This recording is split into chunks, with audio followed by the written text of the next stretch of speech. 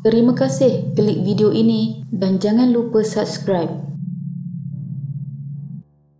Pada Jumaat 21 Januari 2022, Polis Singapura menerima panggilan telefon pada 6.18 petang dan 6.22 petang di mana seorang lelaki telah diserang dan memerlukan bantuan untuk mencari dua anak lelaki kembarnya. Panggilan itu dibuat oleh warga Singapura Yap Jun Hon berusia 48 tahun berkata bahawa anak lelaki kembarnya yang berusia 11 tahun, Ethan dan Aston, hilang di Greenridge Crescent di Upper Bukit Timah. Polis kemudian menuju ke tempat kejadian yang terletak di sebuah taman. Pada masa itu, malam telah tiba di Greenridge Crescent, sebuah estet persendirian dengan deretan rumah yang kemas dan taman permainan yang terletak di sudut lintasan lengkung konkrit Lebuh Raya. Lalu, apa sebenarnya yang telah terjadi? Ini adalah kisahnya.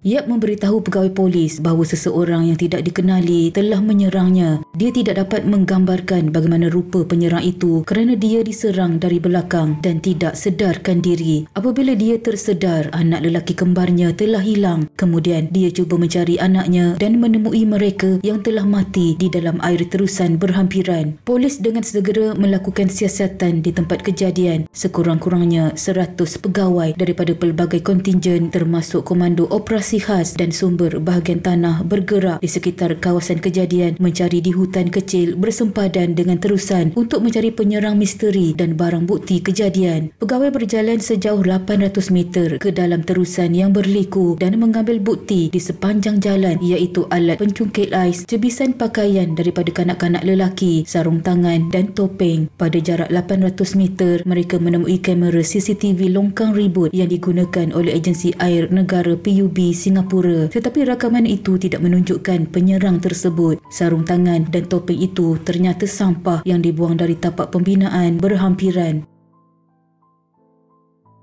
Ketika polis secara sistematik menghapuskan kemungkinan yang tidak berkaitan, gambaran mula terbentuk dengan pandangan yang lebih jelas tentang apa yang berlaku. Sejak awal lagi, Yap adalah saksi kritikal dan penting dalam kes itu. Tidak lama kemudian, dia menjadi suspek utama mereka. Apabila polis mula-mula sampai ke tempat kejadian, dia berada di bahagian berbumbung di terusan dan berjalan keluar untuk melambai ke arah pegawai di kawasan taman permainan untuk memanggil mereka masuk. Kecederaannya tidak begitu teruk. Yap mengalami lebam di kepala, belakang dan beberapa luka tusukan sangat kecil di perutnya. Tetapi polis menyedari bahawa Yap juga mengalami kecederaan di bahagian depan kepalanya walaupun kisahnya dipukul dari belakang. Yap juga tidak mahu dibawa ke hospital dan terpaksa dipujuk. Polis meletakkan pegawainya di hospital untuk memerhatikan Yap. Selepas keluar dari hospital pada petang berikutnya, polis menjemputnya kembali ke kompleks Ibu Pejabat Polis untuk disoal siasat. Waktu itu barulah Yap mengaku dia yang bersalah. Kes Yap seperti yang diperincikan dalam kertas mahkamah kemudiannya adalah seperti berikut. Yap mempunyai dua anak lelaki iaitu kembar dengan isterinya Anna Seah Hui Hiang. Mereka mengupah pembantu rumah untuk membantu menjaga kembar itu yang dilahirkan pada 14 Oktober 2010. Pasangan itu mengesyaki kembar itu mengalami gangguan spektrum autisma sejak kanak-kanak lelaki itu berusia 2 tahun. Mereka secara rasmi didiagnosis dengan gangguan itu ketika mereka berumur 6 tahun mengalami kelewatan perkembangan global iaitu kanak-kanak mengambil masa yang lebih lama untuk mencapai pencapaian pembangunan mental berbanding rakan sebaya mereka. Walaupun kanak-kanak lelaki itu disyorkan untuk ditempatkan di sekolah pendidikan khas, ibu mereka khususnya sukar menerima keadaan mereka. Pada tahun 2019, kanak-kanak lelaki itu mendaftar di darjah 1 pada usia 9 tahun di sekolah rendah arus perdana. Ketika itu, mereka masih tidak boleh bercakap kerana masalah pembelajaran. Mereka masing-masing ditemani oleh ibu atau pembantu rumah mereka ke kelas. Sebagai bapa, Yap membantu keperluan harian mereka dan lebih terlibat dalam pelajaran, menghabiskan lebih banyak masa bersama mereka selepas mereka pergi ke sekolah rendah.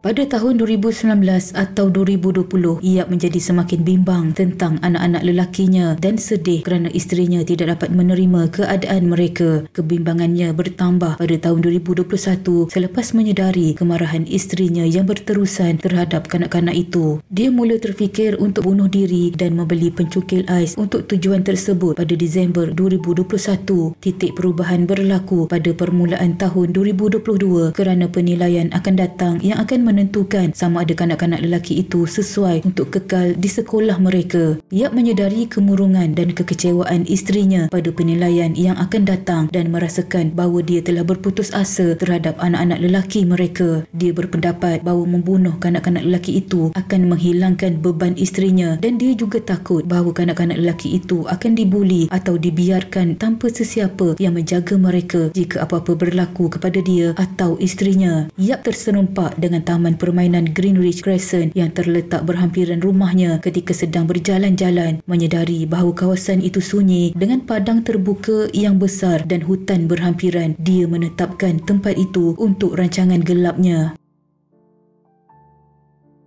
Pada 21 Januari 2022, Yap membawa anak lelakinya ke taman permainan itu pada jam 4.45 petang. Dia membiarkan anak-anak lelakinya itu bermain selama 10 minit di taman permainan sebelum membawa mereka ke padang di sebelah terusan. Dari padang, Yap membawa anak-anak lelakinya itu seorang demi seorang ke dalam terusan terbuka. Dia kemudian membawa mereka berjalan kaki kira-kira 180 meter ke dalam terusan, iaitu ke tempat terlindung. Yap kemudian mencekik Ethan dan Aston satu demi satu sebelum meletakkan muka mereka di dalam air yang mengalir ke longkang sempit di terusan. Selepas itu, Yap cuba menamatkan riwayatnya sendiri dengan pencungkil ais. Apabila gagal, dia menggunakan dahan dan batu sebesar penumbuk untuk memukul kepalanya. Apabila gagal lagi, dia membuat rancangan lain, iaitu untuk berpura-pura bahawa dia telah diserang. Yap menghubungi isterinya tetapi dia tidak menjawab. Dia kemudian membuat 2 panggilan kepada polis. Sementara menunggu, dia menyusun semula mayat anak-anaknya duduk di atas tanah dalam terusan yang gelap dengan kepala mereka di pangkuannya. Bagaimanapun, apabila polis tidak muncul di terusan, Yap keluar semula ke taman permainan di mana polis berada dan memanggil mereka untuk mendapatkan bantuan. Beberapa kecederaan ditemui pada Yap di hospital, termasuk lebam di dahi dan kulit kepala, luka cetek di badannya dan melecet pada siku, lutut dan pergelangan tangannya. Di samping pengakuan Yap, sapuan dari salah satu leher budak lelaki itu sepadan dengan DNA Yap. Oleh kerana punca kematian lemas udara, itu bermakna cekik yang pada asasnya perlu ada sentuhan fizikal.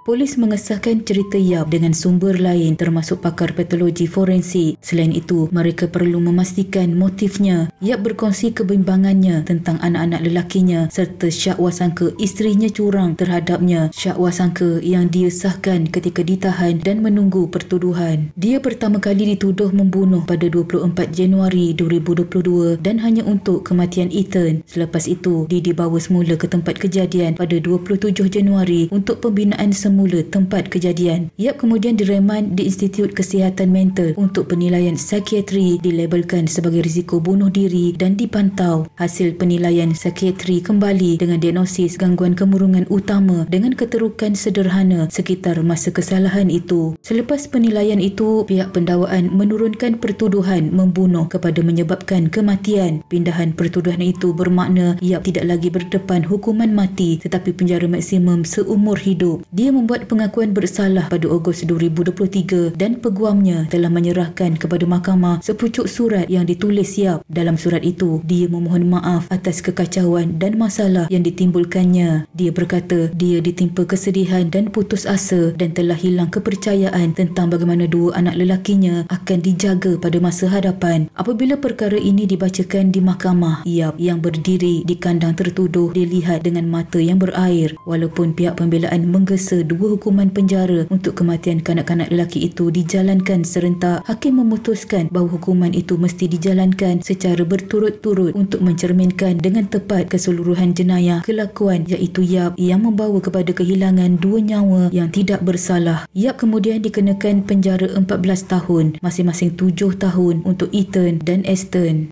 Sekian.